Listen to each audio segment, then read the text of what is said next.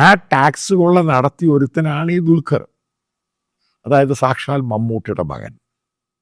മറ്റൊരുത്തൻ സുകുമാരൻ്റെ മകൻ. സുകുമാരൻ്റെ മകൻ്റെ വണ്ടിയെ പറ്റി അയാളുടെ തള്ള പറയുന്നത് കേട്ട് കഴിഞ്ഞാൽ ഇത് ഞാൻ ആദ്യം മനസ്സിലാക്ക്, ഇവരൊക്കെ സിനിമയിലെ ഹീറോ മാത്രമേ ഉള്ളൂ.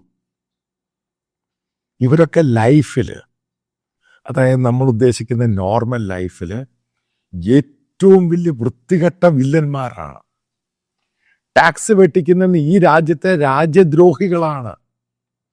ഇനി അടുത്തൊരു ടാക്സ് വെട്ടിയും കൂടെ പറഞ്ഞു തരാം.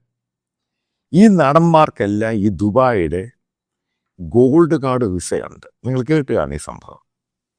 എന്തിനാ ഇവർ ഇത്രയും മാത്രം ഗോൾഡ് കാർഡ് വിസ എടുക്കുന്നത്?